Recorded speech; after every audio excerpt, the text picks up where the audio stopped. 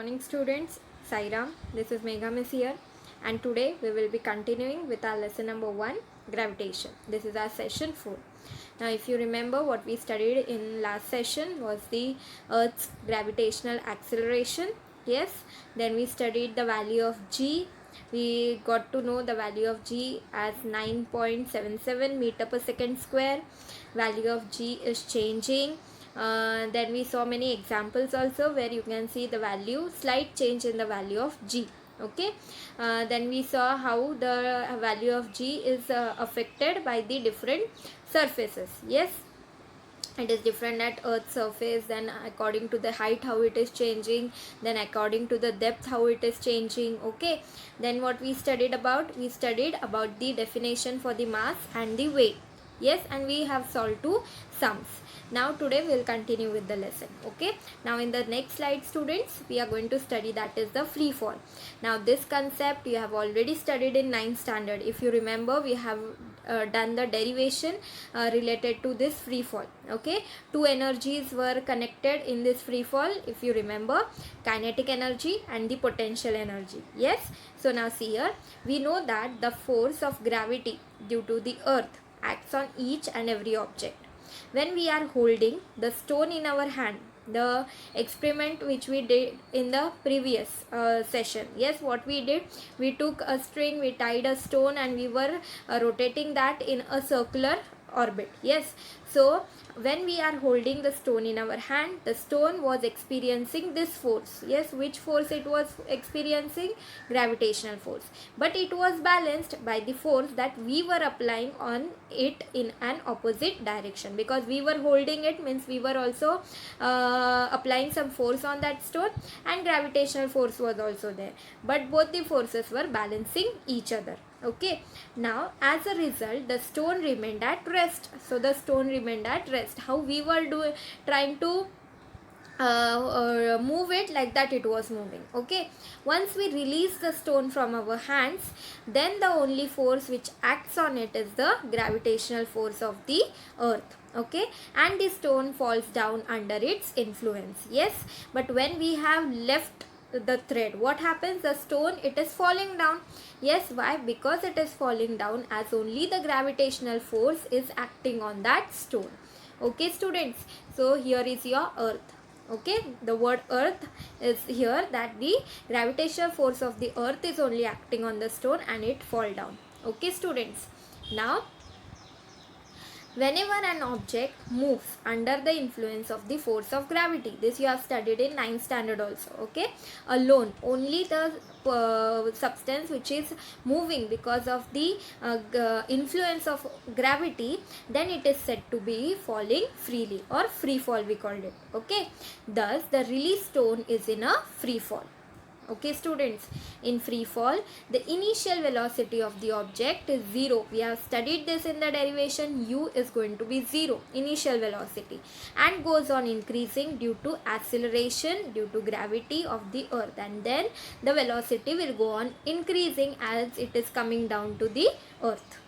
Okay, during free fall the frictional force due to the air, means air is what you can say, it is applying a frictional force, opposes the motion of the stone. Stone doesn't move and come down, it will come straight down. Yes, on the earth of the object. Okay, so motion of the object is opposed by the frictional force of the air, and a buoyant force also acts on the object. Now this buoyant force also you have studied in your 8th standard. Yes, buoyant force is what? It is the force which is applied in the upward direction, and it is the force which helps the object to afloat. Okay, thus true free fall is only possible in vacuum. Okay students, so if you are imagining this free fall, only the object will fall under the influence of gravity. This is only possible in vacuum. Okay, now for a freely falling object, the velocity on reaching the earth and the time taken for it can be calculated by using Newton's equations of motion. Now you also studied this Newton's equations of motion last year, first chapter only, laws of motion. Yes, you studied 3 equations. Okay, so we can calculate the velocity of that object when it is reaching the earth, and we can also calculate the time taken. So for a free fall, you remember two things. Initial velocity will be always equal to 0. In a free fall, initial velocity will always be equal to 0, and the acceleration a, that is, we are going to replace it by the acceleration due to gravity, that is g. Okay students, now see here. See, these are the three equations of motion given by the Newton. Yes, you have studied all the derivations for this three in last year. So V is equal to U plus AT. So here A is going to be replaced by the G, acceleration due to gravity. So you will get it as V is equal to GT. Okay. U, you know, it is 0, so we are not writing U again. Okay, then you have S is equal to ut plus half at square. Now instead of, as I told you, A, we are going to write it as G. Okay, U is 0, so 0 into T value is going to be 0. So ut we have not written, we have directly written S is equal to half GT square. Okay, third equation is V square is equal to U square plus 2AS. So instead of A, what I am going to write? G. Okay students, so what I am going to get is V square is equal to 2GS. Okay, U is 0, so 0 square is 0. So I hope you can see this formula here. V square is equal to 2GS. Okay students, I hope you understood this. Yes, U square is 0 square, value is 0. So we have not taken it. We have directly substituted instead of A, we are writing now G. So now these three formulas we are going to use to solve our sums. Okay students, is it clear? Okay, now see here. Now my next slide. For calculating the motion of an object thrown upward. Okay, I am throwing an object upward. Acceleration is negative. Why? Because it is, as I have thrown it upwards, it is in the opposite direction to the gravity. Okay, that is in the direction opposite to the velocity and is taken to be minus g. So what I am going to take, as it is in the opposite of the velocity and opposite direction of gravity, I will take the value of g as negative. The magnitude of G is the same. Magnitude means value. It is going to be 9.8 only. But here, as it is vertically going, as I have thrown it in the opposite direction vertically upward, I will take the value as minus 9.8. Okay. But the velocity of the object decreases because of this negative acceleration. Okay, velocity is decreasing, it is negative acceleration. These terms also you have studied in 9th standard. Please take your 9th standard textbook, see all the terms, definitions related to this chapter. Okay, first chapter you go through. The moon and the artificial satellites are moving only under the influence of the gravitational field of the earth. Okay student, thus they are in a free fall. Okay, moon and the satellites, they are all moving around the earth because of this earth's gravitational field only.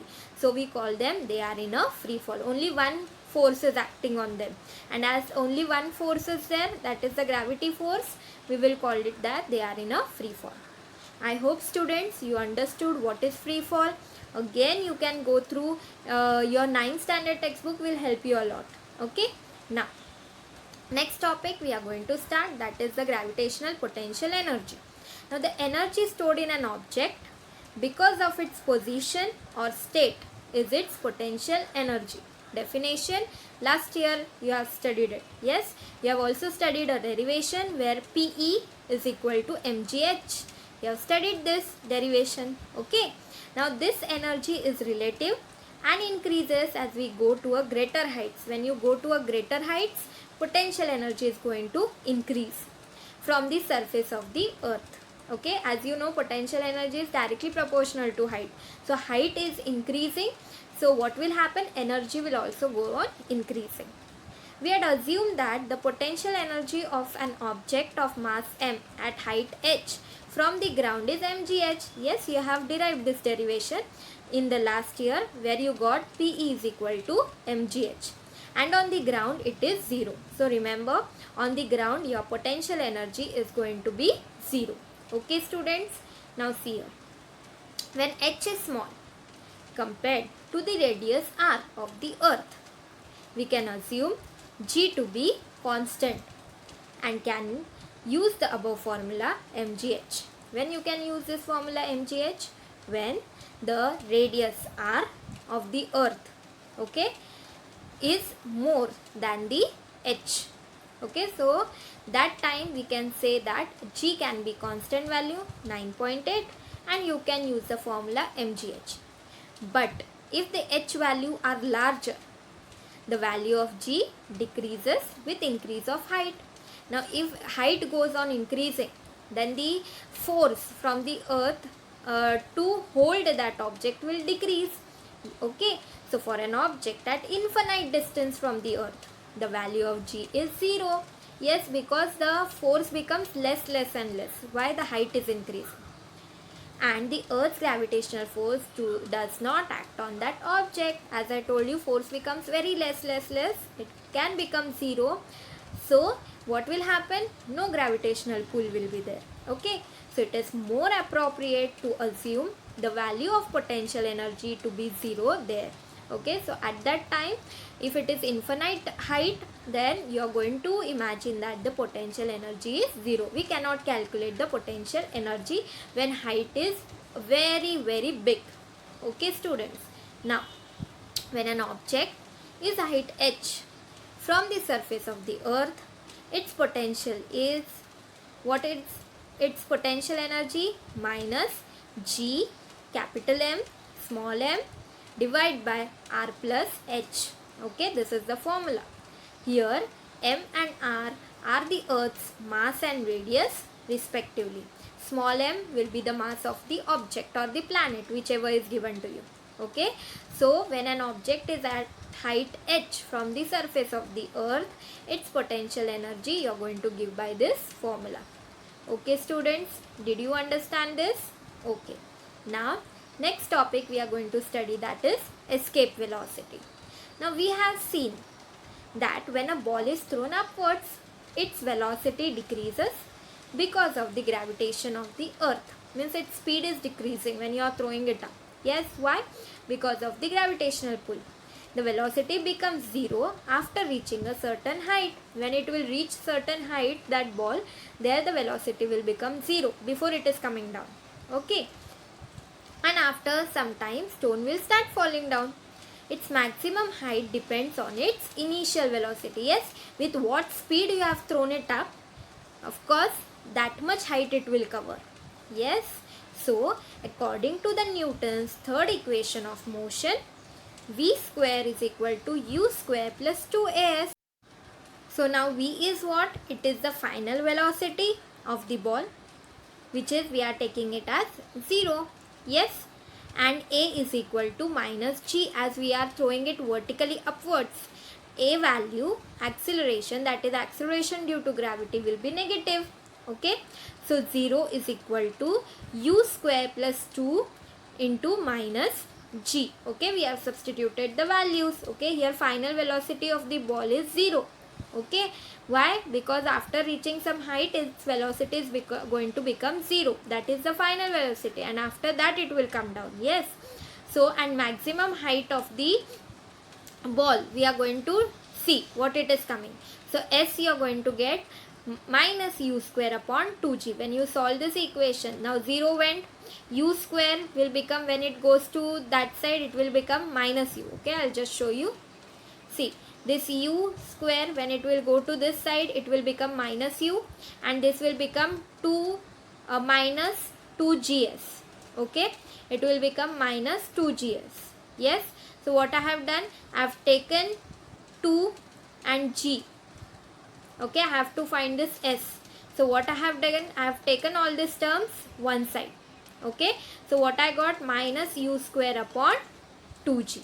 Okay students, did you understand this? Okay, now see here. Now we will see the next slide. So thus the higher the initial velocity, that is the initial velocity u is higher, the larger is the height reached by the ball. So if the initial velocity u U is very important now, initial velocity. Okay, if it is more while throwing, you have thrown it with a greater speed, then a greater height will be reached. The reason for this is that the higher the initial velocity, the ball will oppose the gravity. Yes, how much higher you will throw it, the gravitational pull will become very very less. Yes, and the ball will oppose the gravity of the earth more, and larger will be the height to which it can reach. Okay students, so if the ball go on neglecting this gravitational force, it can go a long height. Okay students, so we have seen above that the values of G keeps decreasing as we go to a higher above the surface of the earth. Yes, G goes on decreasing a lot. Thus, the force pulling the ball downward decreases as the ball goes up. Yes, I told you with what speed you are throwing. If that speed, the initial velocity is very very high, then what will happen? That ball will not be under the influence of gravity. Okay students, so if we keep increasing the initial velocity of the ball, means the speed if you increase of throwing, it will reach larger and larger heights, and above a particular value of initial velocity of the ball is able to overcome the downward pull by the earth and can escape the earth. It can happen that it can totally escape this gravitational pull of the earth, and it can go out of this gravitational pull. Okay, and it may not fall back on the earth. Okay, a little bit imaginary. Okay students, so this may happen that if you are throwing something, that means it is basically this all concept of escape velocity and all, it can be used for the satellites, rockets and all when they are launched. Okay, mostly it is considered there. Okay, that sometime it happens that the connection between, means it goes with such a great speed out of the earth that we cannot connect it as it is out of the gravitational force. Okay, under the influence of this gravitational force. So what we can say, they have got escaped from the gravitational pull of the earth. Okay student, now the ball cannot go out of the gravitational pull. It is just an exaggerated statement, but just you remember that yes, this concepts escape velocity and all you have related with the rockets and satellites. Okay, so it may happen that certain object, when their initial velocity speed is so higher that it can go out of the earth's gravitational pull, and yes, we can say that they have been escaped from the earth forever and they will not fall back on the earth. This velocity we called it as the escape velocity. Okay, you have also heard space debris. What are space debris? They do not come back and fall on the earth, right? They are in the space only. Yes, why? Because they don't have now the influence of the earth's gravitational pull. Okay students, I hope you understood this concept of escape velocity. Okay, now see here, an object going vertically upward from the surface of the earth having an initial velocity equal to the escape velocity escapes the gravitational force of the earth. So whose initial velocity is equal to the escape velocity, it has some value. If that value is matching with the initial velocity, yes, the object can be going out from the earth's gravitational force. The force of gravity being inversely proportional to the square of distance. We have studied F is inversely proportional to 1 upon r square. If you remember in the last presentation, then what will happen? It can become 0 only at infinite distance from the earth. Force can become 0. Okay, this means that for the object to be free from gravity of the earth, it has to reach infinite distance from the earth. So if an object want to go out of the pull of the gravity, then it should reach to a greater heights, infinite heights. I can't say greater, I will say infinite heights, infinite distance it has to cover, then only it will be not under the earth's gravitational pull. Okay students, now the velocity required to overcome the earth's gravitational force to move into the space is called escape velocity. So definition for escape velocity, the velocity required to overcome the earth's gravitational force to move into the space is called escape velocity. Okay students, now see here we will see what is the escape velocity for the earth. We will calculate that. Okay, now you can see here on the surface of the earth, if you see, you have, first I have written A, that is the kinetic energy. You have half mv square. So here we are taking velocity, that is the escape velocity. So we have written half mv escape square. Okay, you know kinetic energy formula. Okay, potential energy, what we have taken, minus gmm upon r. This is the potential energy. Okay, now see, total energy, we have done like this derivations, yes, last year. So total energy, you know, kinetic energy plus potential energy. So what you are getting, E1, we will write it as E1, total energy. You get half mv square escape minus gmm upon r. Okay, we have written this, yes, minus gmm upon r.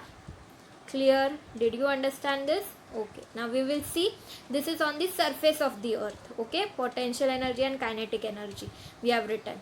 Now we will see at infinity. Okay, at a lot of greater distances, what we will see, kinetic energy is 0 at infinity. Okay, it is going to be 0. B is what? That means what will be the B point is my potential energy, that will be minus gmm upon infinity. Okay, which is again equal to 0. Why infinity? Because r plus h value will be infinity.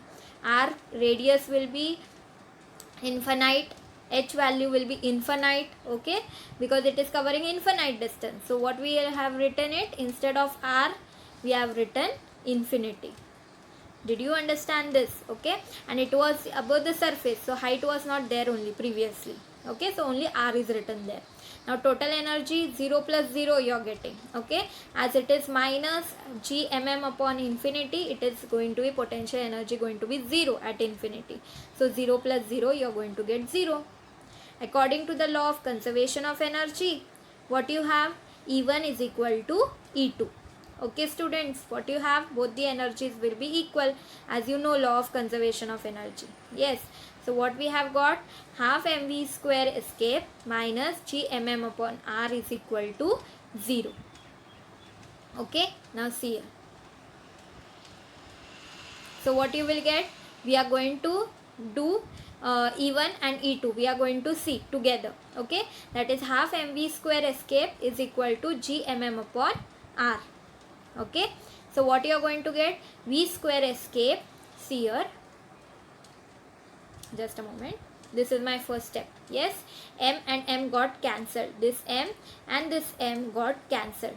Okay students, now what we are doing, v escape square, this velocity is equal to 2 gm upon r. What you are getting, 2 gm upon r. This 2 went and multiplied here.